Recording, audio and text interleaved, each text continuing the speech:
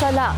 Ganyan tinawag ni Palace Press Officer Yusek Claire Castro ang panibagong foreign trip ni VP Sara. Sa text message sa Billionaire News Channel, kumpirmadong pinayagan ng Malacanang ang bise na bumiyahe mula ngayong araw.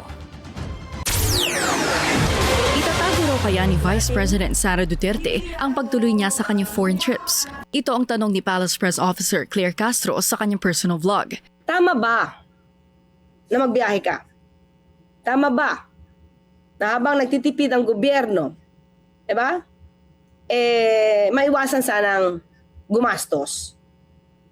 Kung personal trip lang, biyahe lang, lakwatsa lang, bakasyon lang, tapos syempre dala mo ang ibang mga staff mo at security mo.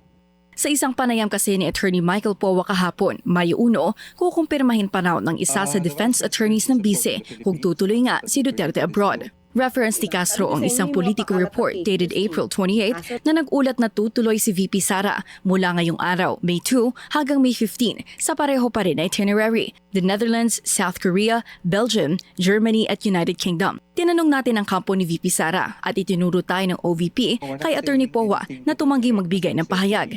Hindi naman daw kasi siya ang spokesperson ng OVP bagkus siya ay defense lawyer ng Vice Presidente. Sa vlog ni Castro, inungkat nito ang recent activities ng OVP at napansin ang April 29 engagement ng bise, ang parehong araw na pinagbotohan kung may probable cause ang impeachment complaints laban sa kanya. Hindi siya dumalo sa hearing, dumalo siya sa pop-up exhibit sa Laguna. Ano ba karami ang tao dito? Ay, ang dami mga ka-clear. Talagang dapat niyang puntahan. Dapat niya talagang unahin pala to. Okay, nasaan pa ang trabaho niya?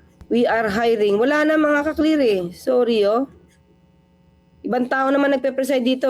Matatanda ang pinuna ni VP Sara ang approval ng kanyang travel request dahil late na raw itong inirelease ng Office of the President, isang araw bago ang kanyang intended travel noong April 23. Samantala, pinuna rin ng Palace Press Officer ang pahayag ni Duterte sa combat operation sa Toboso, Negros Occidental, lalo na ang pagsambit ni VP Sara na under her leadership, kinikilala raw niya ang serbisyo ng sandatahang lakas sa bayan. Tanong ni Castro, under what leadership? Sa OVP raw ba ito o feeling presidente na raw ba si VP Sara? Ayon sa Office of the Vice President, wala pang kumpirmasyon kung lilipad ang Vice Presidente ngayong araw.